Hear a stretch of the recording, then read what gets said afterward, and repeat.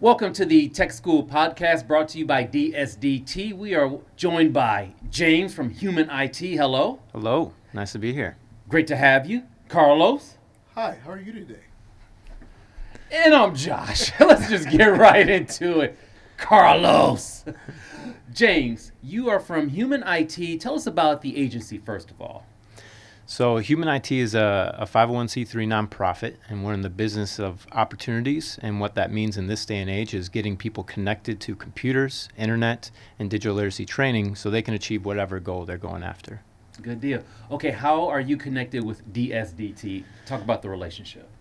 So with DSDT, they're a key partner of ours, especially here in the city of Detroit. We just expanded to Detroit last year, and you could say that we work with them in two ways. One, they're part of the funnel of once people get access to a computer and low-cost internet, they want to use those tools to gain upward social mobility. And DSDT provides them with those skills of how they can actually use that computer to make money. And that's ultimately one of the pathways we want to see people go on to. They also help us identify recipients, well-deserving individuals that need access to computers and low-cost internet. So there's really a two-way streak here.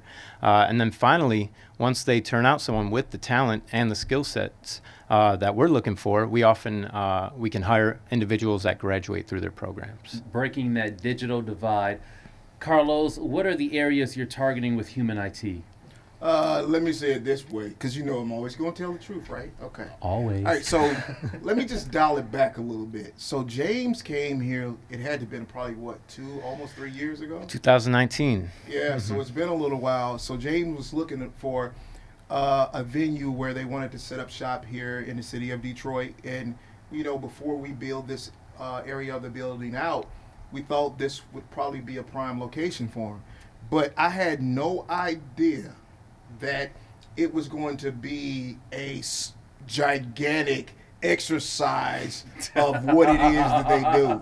I mean, I just went out to their new facility here in the city last week, and it's like an old army barracks or something. You know, it's like an airplane barrack or something. Welcome.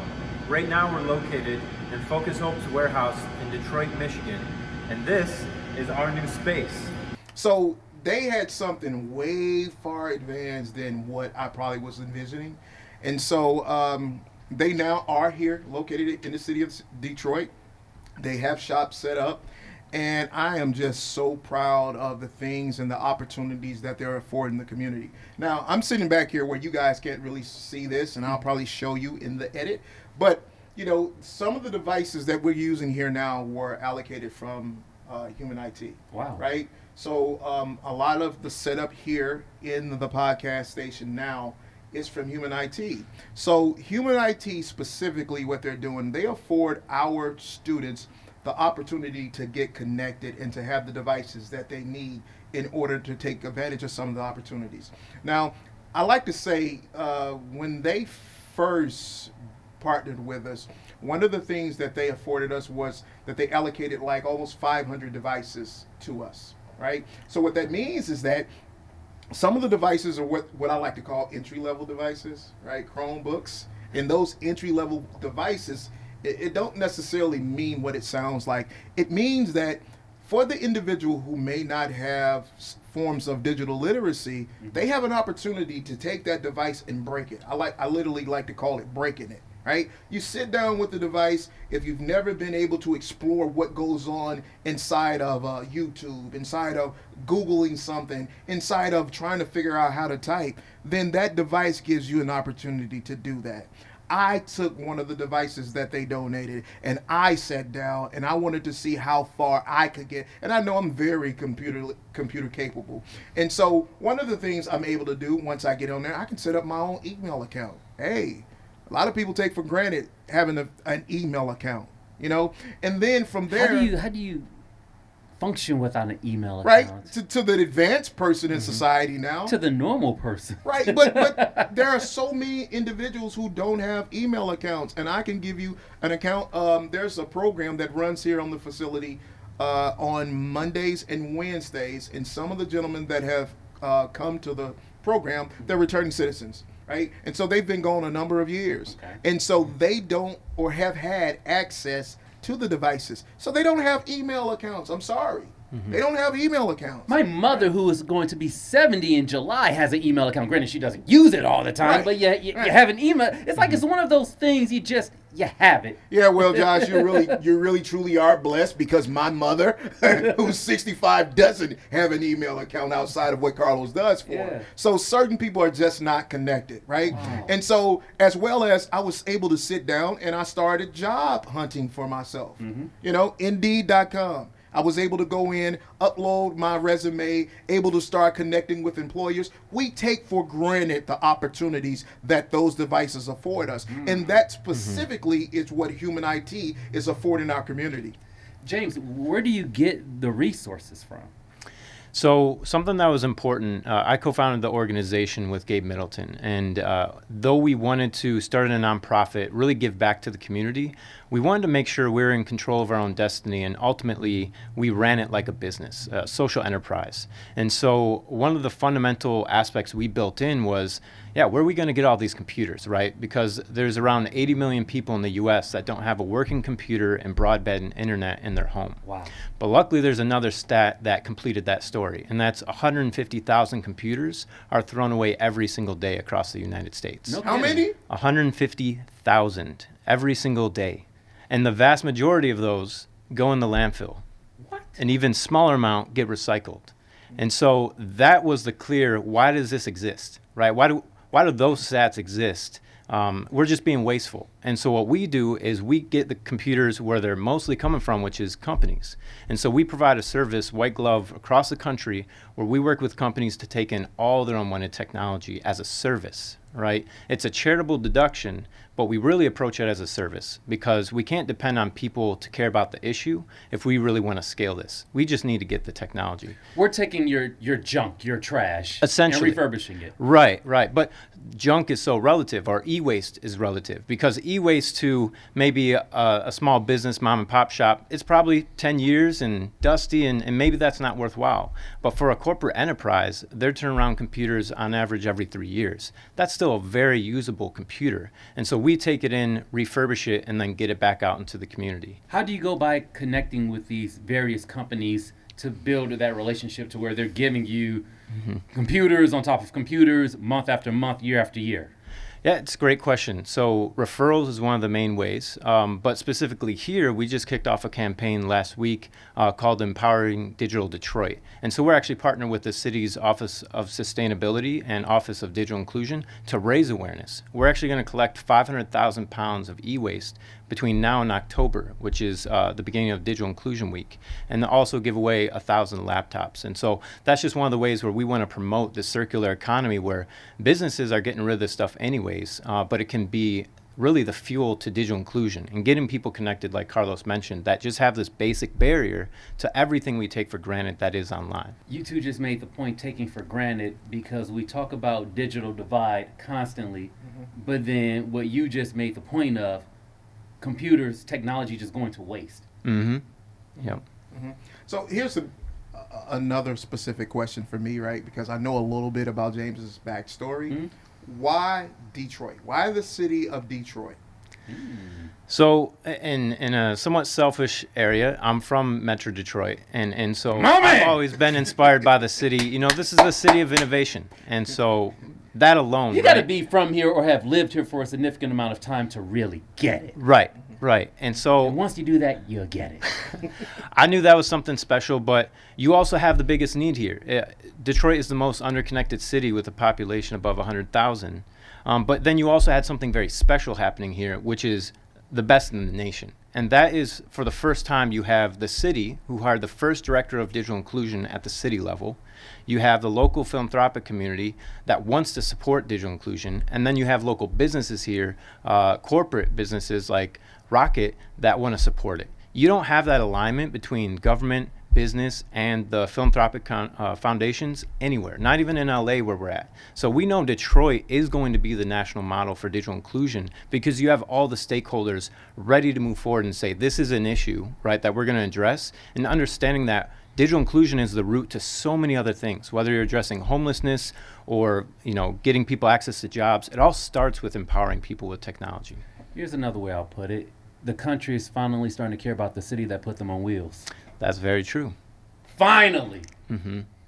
It's about darn time. Yeah, Yeah. it is. It is. That brings a tear to my eye. So Detroit is a front runner and will continue to be a front runner in the digital inclusion space moving forward. And we want to be a part of that story, right? We want to be here when it happens. You know what I like about that so much is that when you think about, and I'm going to say it, because you know I always say it, Amazon, who came here, and they said that the workforce didn't necessarily have the skill set. When you have stakeholders like a Human IT that's coming back and they're pouring into the community so that we can at some point be able to compete for those jobs, not just the warehouse jobs that we know have come. Headquarters. You know, that we really can compete for that. That to me says that we are at a breaking point. You know, there's something really special that's happening in the city of Detroit. And I hope that in James's words, that we do become a national model specifically for digital inclusion. Because I can't tell you how heartbreaking it is when you're speaking to a student, and that student may be 45 years old, and they're trying to take your technology class, which is about 7.5 months, 8 in the real world language, right? So when they're trying to take your class, and at the end of the day, they're trying to do it from a mobile device. I mean, the room goes quiet when we say that, right? They're trying to do an online class from a mobile device. It doesn't work that way. When your Amazons are coming in, when your Googles are coming in, Microsoft is here. When they come in, they're looking for talent. They won't adjust them based on how much they can work from a mobile device. The ones that are working from the mobile device are the ones that are end users, right? We're looking for programmers. We are looking for data analysts. We are looking for those that are really invested in the technology from the standpoint of being able to sit from the computers on this side to program, and that is what Human IT is affording us. Absolutely. It's about keeping people in that pipeline, especially younger kids.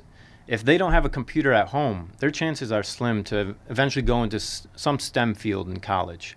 But if we make sure people have access in the home, they start to get comfortable with it, that just gives everyone the best opportunity to end up either doing the direct work, right, getting hired for coding or something like that. But really almost every job, you're going to need to know that technical aspect to get it. And so this really touches everything, even though STEM is a main focus and hopefully something that is really prioritized by the citizens here and understanding that there is ample opportunities, but just getting comfortable with technology is going to always expand their opportunities no matter what. You spoke on children having computers at home. Can you broaden or elaborate more on the age range as far as people you've impacted so far? It's universal. So we help, work with young families all the way to senior citizens. Last year we were able to get out 4,000 tablets to senior citizens in the middle of COVID. Wow. And that was to do two things. One, for telehealth, which is an emerging opportunity that will allow seniors not to have to leave the house if they can't from a functional standpoint or if it's not safe. But then also basic things like keeping in contact with their family that a lot of us take for granted. And so really, digital inclusion is a universal problem. There is no one subset that escapes it. It doesn't matter what age you are. It's going to impact you in some way, and it's going to be a barrier that ultimately we're trying to remove. I'm curious, the seniors who you got these 4,000 computers to last year, was this their first time really becoming familiar with a computer? Very often. And every computer that we get out into the community, we provide unlimited tech support for those families or for those recipients to make sure once they get it, once they do run into any issues on how to use it, they have the support they need. Carlos, with this partnership with Human IT, how many computers have you been able to get to your students, etc., due to Human IT? So specifically, they donated to us October-ish, I think it was, 500 devices. So those devices primarily stay here in the city of Detroit, but I can say that, successfully, we've sent them to a number of veterans throughout the United States. And it's just, it is what it is.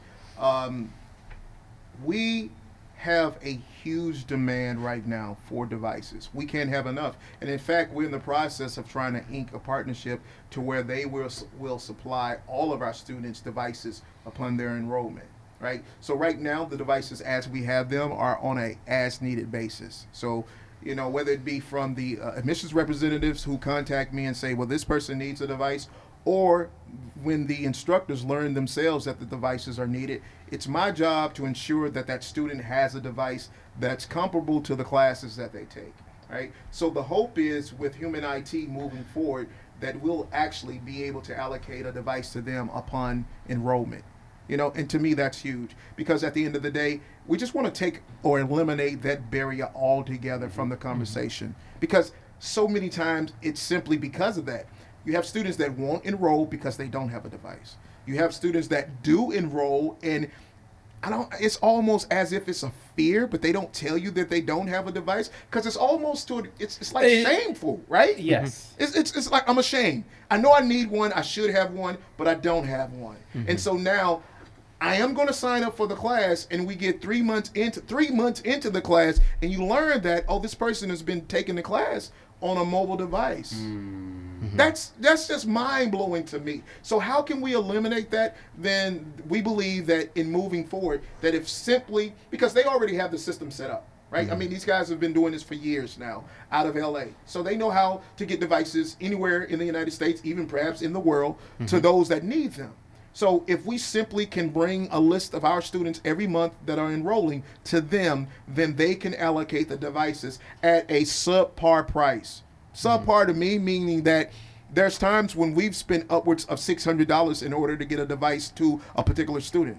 That's astronomical in the world of people needing things. If I was in a situation and it was dire, and I had to choose between a device which was going to enable me down in the long run, and having to eat tonight, I can't eat a computer. I can't. $600 is going to put a lot of groceries on my table, as well as going to pay the light bill, gas that I need. So we need partners like a human IT that at cost, subpar, they're going to get a device into the hands of those that need them, and it's not going to be nowhere near $600, $400 for a device that they need right now, as well as they're trying to remain stable and take care of their responsibilities. How have you been doing with identifying those students who are bashful, if you will? Well, that's a community effort.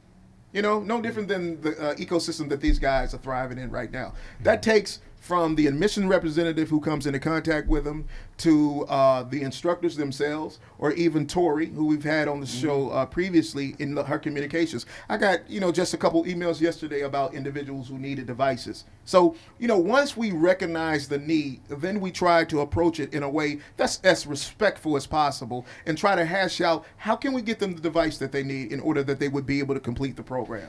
While going through the process, are you asking them that question up front, or you're finding out down the line where you're seeing they're not able to keep up with the courses? We do ask them up front, but it's kind of like, you asking a kid, are you eating every day before you come to school? Are you eating your vegetables? Is the kid really going to take, yeah, we eat every day. But unbeknownst to you, the kid may be eating now laters and ramen noodles every day.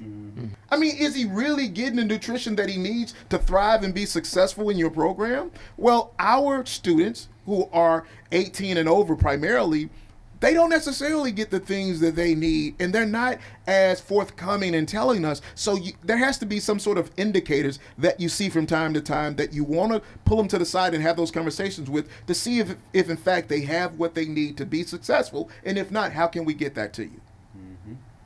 What kind of indicators have you been able to pinpoint so far? Not attending class. I mean, don't get me started, right? Number one indicator is they're not attending class. You call them, you finally make contact with them. Sorry, Carlos. I really don't have a device, but I'm waiting for my first check to come so I can get a device. I asked that question, Carlos, because, again, it goes back to the relationship students can develop here at DSDT if they come in and just be upfront. Yeah, that's true. But that, I think that it's one of the great things about how we actually run the system here. So we have a couple individuals, Mandy, Rowe, and Tori, of course, and their job primarily is to reach out to the students, to have these ongoing communications so that they can be successful throughout their programs, right? Tell me one school, one institution that once you enroll, you have people calling you day in, day out to make sure you're in class, make sure you're doing those assignments, make sure you have everything you need for nearly 8 months. I don't recall that in college. Not one. Who cares Why, if you James? show up? No. Right? At the end of the day, hey, we got what we wanted, and that was simply for you to enroll. Check, please. But for us and our students, not only are they, here to be a success for themselves, but they are for the school as well, right? We are graded based on how many students actually complete our programs, did not drop, as well as how many students we actually placed. So for us, we take pride in the fact of being able to get them everything they need in order to be successful. So at the end, when they win, we win. What's the future goal for 2021, 2022, James? Really expansion and deepening our impact in Detroit. Our approach is always through partnerships. We're not coming in to reinvent any wheels, and there's already been some great partners on the ground doing great work. And so we just want to get in and boost what they're already doing, similar to DSDT. I think they're super innovative. We're hearing all the reasons why, and we want to just be a part of that story, coming along on, right alongside them, because we understand that getting that technology is just the start. And so if we can increase our impact year over year while continuing to make Detroit that national model, we hope to make more impact in other states as well. It's a universal need across the country. Every city has people that don't have this equipment to help them go after what they want. And so it's really starting here in Detroit, making sure we can show success here, and then continuing to expand the model. Is what we're talking about the core of the digital divide? Yeah. I think so. Yeah, I absolutely. Think so. And as I'm listening to James, I'm sitting back here, and I want to say this. I want you guys out there to pay attention to this, right? Now, think back to before Mark Zuckerberg and Facebook. Okay. Right? Nobody ever heard of Facebook before. No. Right? We had these social chat rooms. Y'all don't remember that back in the dial-up modem days. Mm-hmm. But literally, he and his team are the Mark Zuckerbergs of digital inclusion, of what they're doing. Right? They were doing this before it was a thing.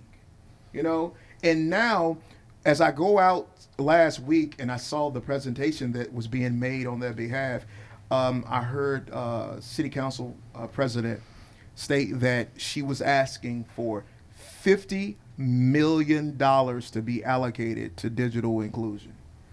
I said, cha-ching! Cha-ching! Don't you wish you were into e-waste now?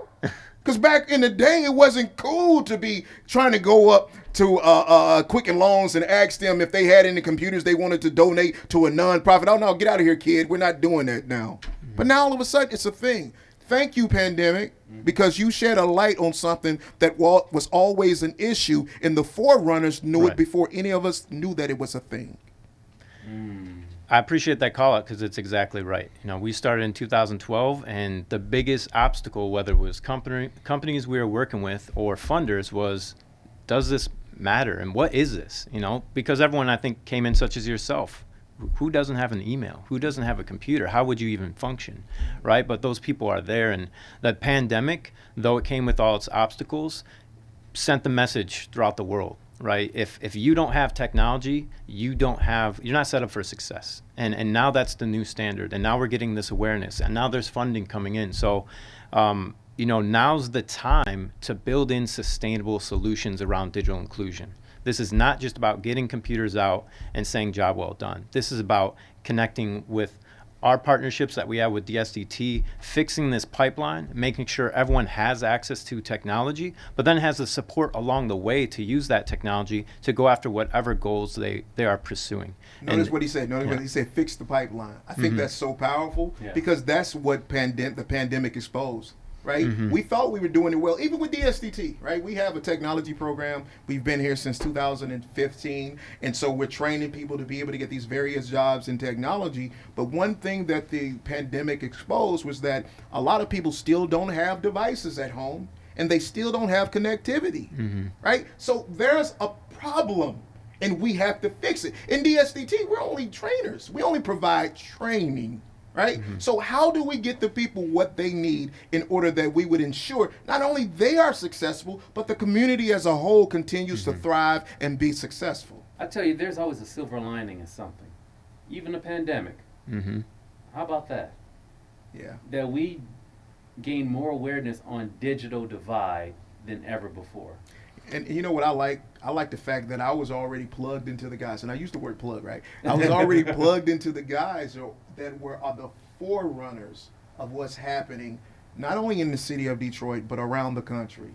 You know, the digital inclusion director here in the city of Detroit, Josh Edmonds. You know, I first met Josh, and he was telling me about how there's such a great divide in the city. Yeah, we knew it, but not to the extent that he was broadcasting. You know, and he made it a point to ensure that there was a creation of an organization, Connect 313, in which we're going to bring these heads of all these organizations together and kind of try to figure this thing out so that we get more of the equipment, we get more of the supplies to those that truly do need it, as opposed to just simply sitting around and talking about it. Everybody knows it's a problem. It's highlighted now. The cat's out the bag. But we have to ensure that those who really do need X, Y, and Z from a human IT standpoint, they actually get them so that they can be as successful. And I'm going to answer my own question. This problem mainly exists in inner cities, not the suburbs. In different ways. It manifests itself in different ways. Probably not the suburbs as much, for sure. But when you get into rural areas, you have the problem of there's just no internet at all, right? But I think the inner cities have been overlooked. I think there's been too much attention on the rural build-out. Or maybe ignored. Ignored as well, right? And now it's putting it on the map that I mean, similar to what you said before, this put us in a situation where we see this gap now, and it was just at the right time because we're talking about something that is going to take it. You're building into the future years out, right? Because even if you bring up Mark Zuckerberg, right? Where's the next Mark Zuckerberg in Detroit? And are they going to get a computer now? And how is that going to change their life path 10, 15 years from now? So if we didn't address the digital divide now, like now that we have the spotlight on it, who knows what the cost would have been 10, 20 years from now, where it's almost way too late to do any change. Powerful. Now listen what he said now. In the city of Detroit specifically, I know that this is going to be seen throughout the world, right? But specifically in the city of Detroit, if there was not a human IT doing exactly what they do now, I can guarantee 110% that you would not have your next Mark Zuckerberg. Think about it. You wouldn't have it because they wouldn't have a device to access the things, the tools that Mark did in order to create that next technology. Absolutely. You know? He did it with a laptop. Exactly. So we're ensuring that the next generation, even the nowadays generation, has what they need in order to profit the community as a whole even more so. That's the investment that we have to continue to make, and I'm so proud and thankful that we have partners like Human IT that are standing at that gate and saying that we're going to champion for the community because we believe that they're worth investing in, and this is where we're going to pour a lot of our resources. We're going to set up shop. This is the second one of their organization that they've done in the nation, in the city of Detroit. And every piece of technology we collect that's east of the Rockies, the East Coast, it all comes here in Detroit. It's all going to create jobs here in Detroit and be processed here in Detroit. For anyone who's watching, who's a corporation, a company, an everyday Joe who just has a computer, computers they want to support and help the cause, how do they get a hold of you? They can go to our website. It's human-i-t.org. If you just Google Human IT, we will come up, and on the front page, it'll direct them in the right direction that they want to go. And we can work with any corporation in the country and really in the world. Like you mentioned, we are international as far as taking in e-waste.